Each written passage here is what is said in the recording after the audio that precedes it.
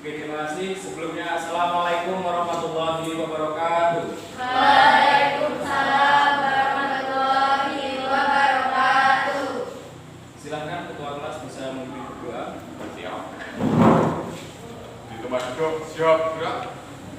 Sebelum memulai pelajaran, marilah kita berdoa terlebih dahulu. Berdoa untuk umat yang masih hidup. Doa mulai.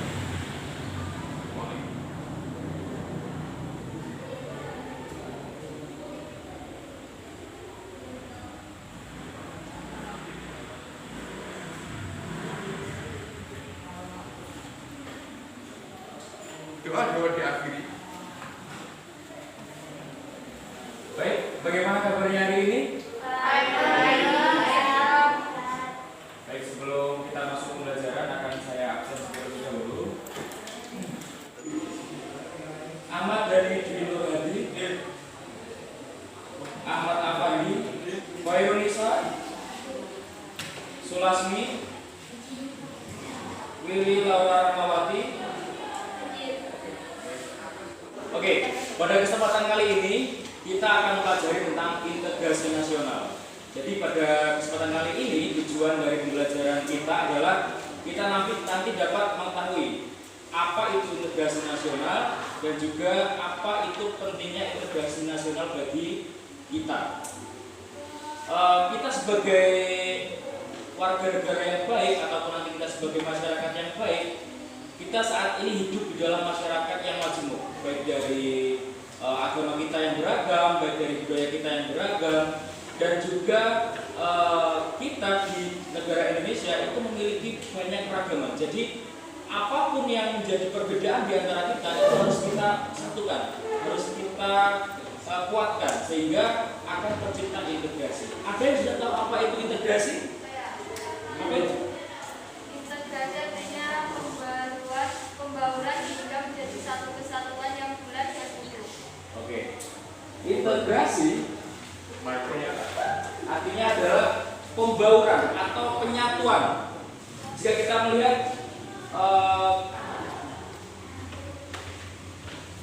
kata dari pembauran itu artinya segala sesuatu yang berbeda, misalkan agama ya, ada agama Islam, Kristen, Buddha, Hindu dan sebagainya. Kita dalam kehidupan bernegara, kehidupan bermasyarakat, kita harus menyatukan karena sesuai dengan ideologi kita. Ada yang sudah tahu apa ideologi kita? Apa? Pancasila. Jadi ideologi kita itu adalah Pancasila. Pancasila itu poinnya ada berapa? 5. Ada 5. Yang pertama adalah Ketuhanan yang Maha Esa. oke, nilai ketuhanan.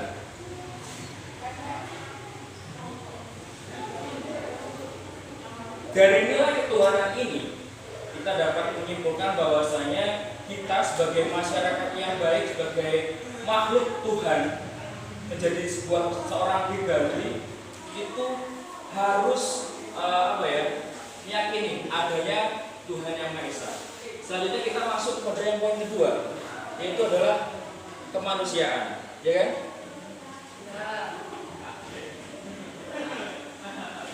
Kemanusiaan yang adil dan beradab. Kita sebagai yang pertama tadi sebagai entitas kita makhluk Tuhan. Sekarang kita kalau hidup di masyarakat kita belajar tentang kita sebagai makhluk sosial. Kita harus memaknai bahwasanya kemanusiaan atau memanusiakan orang lain, memanusiakan teman, menghargai sama dan sebagainya itu adalah salah satu cara kita menjadi warga negara yang baik. Terus yang ketiga adalah persatuan. Oke. Persatuan di sini dapat diartikan seperti ini. Jika kita melihat kelas ini ya kan, kelas ini merupakan sebuah lembaga atau sebuah tempat untuk kita berdiskusi. Tanpa adanya sebuah persatuan pasti tidak akan terwujud suatu tujuan. Tujuannya kalian di sini pasti ingin belajar dengan baik kan? Iya. Ingin mencapai cita-cita kalian kan? Ya. Maka dari itu, dengan berbagai perbedaan yang ada pada diri kalian, baik dari agama, dari warna kulit, baik dari bagaimana perilaku kalian sehari-hari, itu nanti yang akan menjadikan persatuan ini sebuah langkah untuk menjadikan kita sebagai warga negara yang baik, memiliki integritas yang baik. Yang keempat, kerakyatan yang dibimbing. Oke. Entitas pada poin ini adalah apa? Musyawarah dan mufakat. Oke.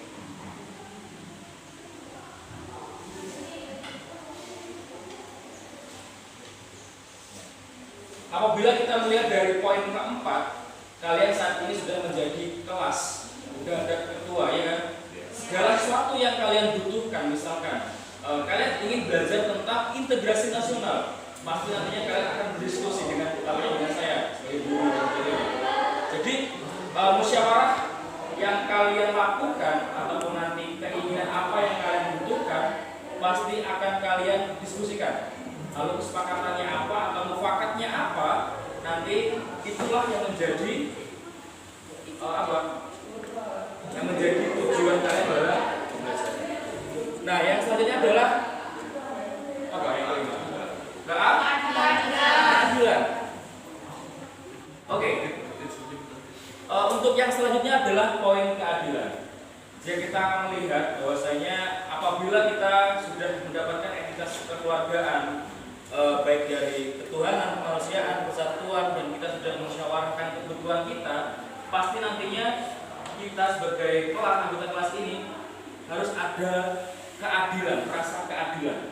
Maksudnya apa? Diperlakukan sama, haknya sama, kebutuhannya disamakan.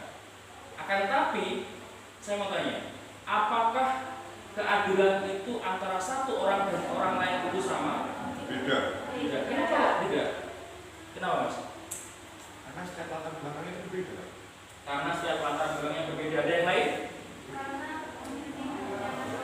Karena memiliki porsi masing-masing. Ada yang lain? Oke, betul sekali.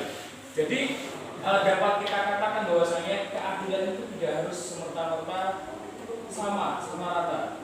Karena pada dasarnya setiap manusia itu memiliki kebutuhan yang berbeda, memiliki latar belakang yang berbeda. Oke, kita kembali lagi pada pembelajaran kita, yaitu integrasi nasional. Nah, sekarang kita mempelajari apa itu integrasi. Tadi disampaikan bahwasanya pembauran. Apa toh pentingnya integrasi bagi kita? Penting, karena integrasi itu penyatuan. Kalau tidak bersatu nanti tidak pecah belah. Kalau tidak bersatu nanti terpecah belah. Ada yang lain? Mungkin dari saya. Karena integrasi kita dapat melakukan suatu toleran dan menjadikan kita menjadi satu tujuan yang sama. Oke. Karena kita berbeda, kita dipersatukan, lalu kita nanti akan mewujudkan tujuan yang sama. Betul sekali, terima kasih. Jadi apa sih syarat integrasi itu? Ada yang tahu apa itu syarat integrasi? Silakan. Adanya anggota kelompok, adanya kesepakatan kelompok, dan adanya nilai atau nilai yang benar. Oke. Ada yang menambahkan? Mungkin saya Pak. Adanya rasa senasib dan adanya rasa setanah air.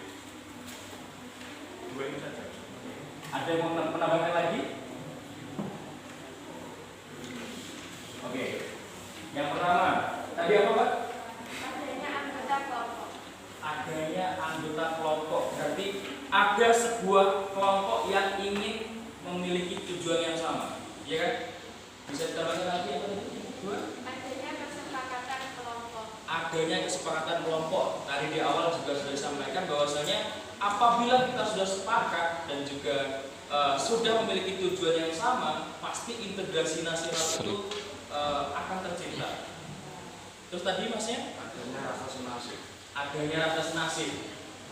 Berarti kan apa yang jadi keinginan kita, ya kan?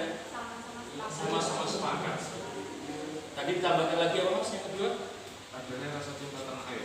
Adanya rasa cinta tanah air. Nah, ini digambarkan bahwasanya kita di negara Indonesia, apabila kita sudah menjadi bagian dari warga negara Indonesia, kita kan memiliki rasa senasib, perjuangan, ya kan? Maka dari itu kita harus memperjuangkan itu. Bagaimana cara kita cinta tanah air, bagaimana cara kita mencintai negara kita. Sekarang saya mau tanya, bagaimana sih cara kita mencintai negara kita? Mas yang pojok belakang. Caranya adalah menaati peraturannya. Menaati peraturan, Mbak yang tengah. Menjaga persaudaraan. Ada yang mau nambahkan lagi? Silakan. Tidak menggunakan produk luar. Tidak menggunakan produk luar. Intinya cinta tanah air, cinta produk dalam negeri itu ya. Ya. Oke. Ada lagi? Bangga dengan negaranya sendiri. Bangga dengan negaranya sendiri. Menambahkan? Iya. Apa? Nah, mencintai produk negeri sendiri. Sama aja ya tadi ya. Oh, oke. Ya.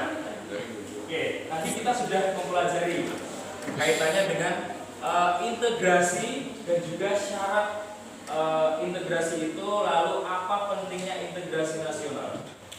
Oke, tadi kita sudah mempelajari tentang pentingnya integrasi nasional bagi negara kita.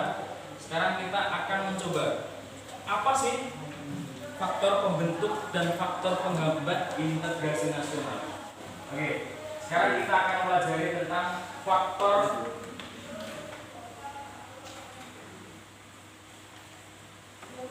pembentuk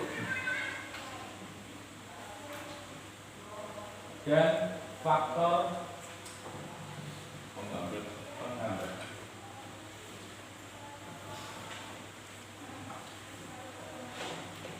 Oke, ada yang bisa memberikan contoh faktor pembentuk integrasi nasional? Adanya rasa senasib. Adanya rasa senasib. Ada lagi? Berbeda ideologi nasional. Ideologi nasional. Adanya tekad. Penggunaan bahasa. Adanya semangat persatuan. Satu dulu. Jadi apa? Rasa senasib, ideologi nasional, Adanya tekad. tekad. Tekad yang kedua. Keinginan untuk bersatu. Oh, tekad keinginan bersatu. Penggunaan bahasa Indonesia. Semangat persatuan. Bahasa Indonesia. Ada lagi?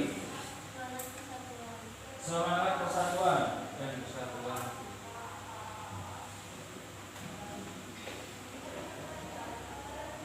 Dan Cinta tanah air.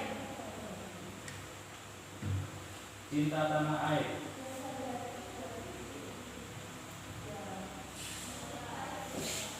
Jiwa dan solidaritas. Apalagi? Jiwa dan solidaritas. Solidaritas.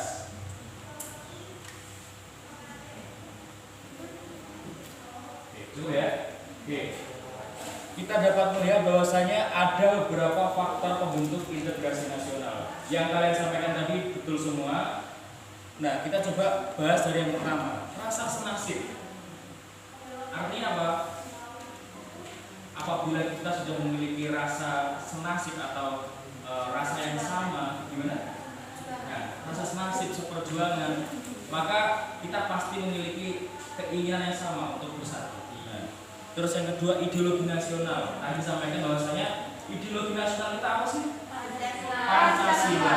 Pancasila tadi sudah dijelaskan terkait 5 poin tadi, bagaimana caranya kita bisa menciptakan integrasi nasional tadi.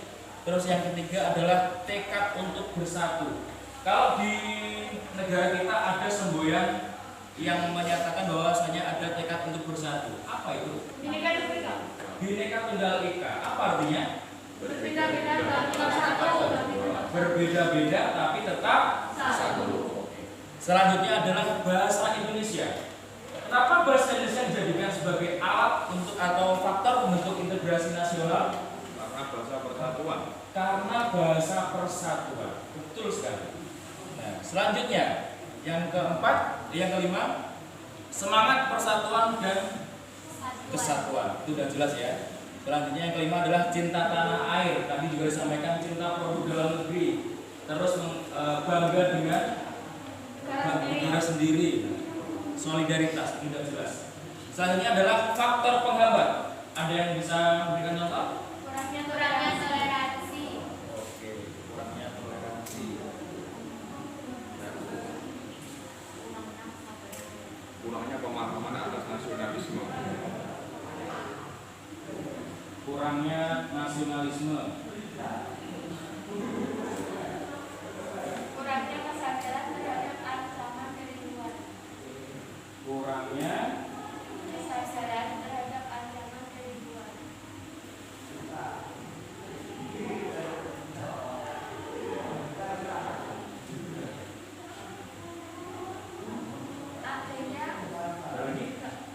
Adanya kepuasan terhadap ketimpangan dan ketidakmerataan. ketidakpuasan, Ketimpangan ketimpangan, dan ketidakmerataan hasil pembangunan. dan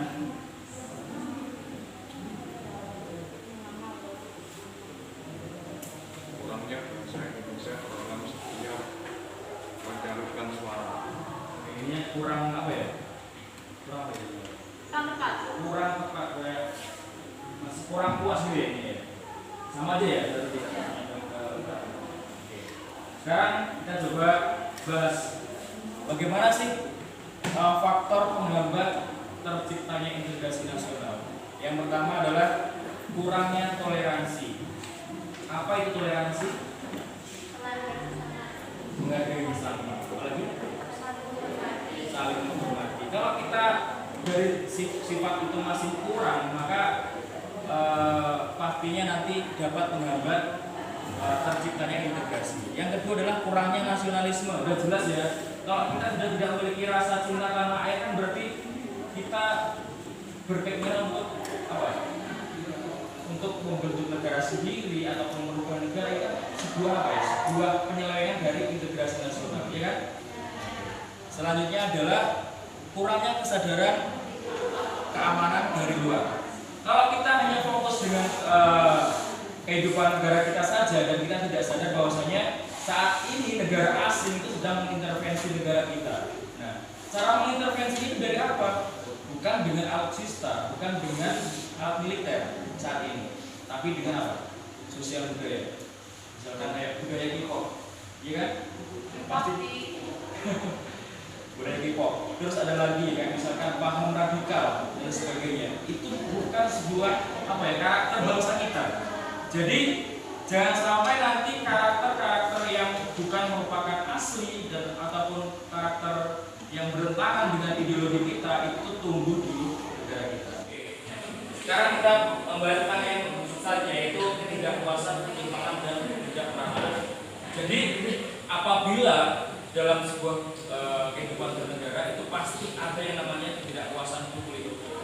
Akan tetapi kita sebagai warga negara yang baik, jangan sampai nanti kita apa ya istilahnya menjelek-jelekan negara kita dan sampai kita istilahnya lupa akan menjadi diri kita. Kita sudah tahu negara kita itu masih kekurangan dari sarana dan prasarana. Jadi sekarang gini, kita kalian sebagai apa ya siswa, pasti kalian nanti akan menjadi orang-orang yang apa ya, orang-orang yang berguna nanti. Ada yang jadi presiden, ada yang jadi bupati, ada yang jadi dosen dan sebagainya. Jadi saya minta nanti kalian apabila sudah menjadi apa ya, sudah menjadi orang yang penting dan orang yang memiliki jabatan, apa yang kalian rasakan saat ini, apa yang kalian perlu rasakan saat ini, nanti kedepannya kalian coba rubah. Kalian kan saat ini generasi apa ya? Generasi alpha. Pasti nanti yang milenial itu 90-an ya. Jadi kalian ini generasi alpha, pasti kalian sudah erat dengan teknologi dan sebagainya. Jadi pasti nantinya itulah apa ya?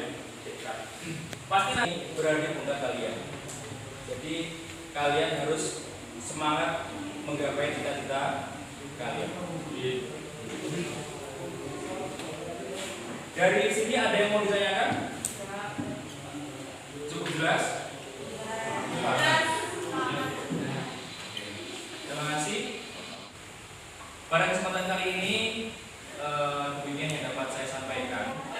Oke, pada pertemuan minggu depan kita akan mempelajari tentang tantangan dalam menjaga keutuhan negara Republik Indonesia. Jadi Jadi nanti silakan dipelajari di rumah terkait dengan tantangan dalam menjaga keutuhan negara Kesatuan Republik Indonesia. Di depan akan kita diskusikan, lalu akan kita bahas kaitannya dengan materi tersebut. Jadi kesimpulan pada kesempatan kali ini, kita sebagai warga negara yang baik, jangan sampai kita atau integrasi kita dalam bangsa dan bernegara itu pudar. Apa yang sudah dibentuk oleh founding father kita pada masa lalu, jangan sampai dengan adanya berbagai macam ada berbagai macam ancaman baik dari luar maupun dari dalam itu menghilangkan integritas kita. Mungkin itu yang dapat saya sampaikan. Oke, ada kurang lebihnya mohon maaf. Saya tutup. Wassalamualaikum warahmatullahi wabarakatuh.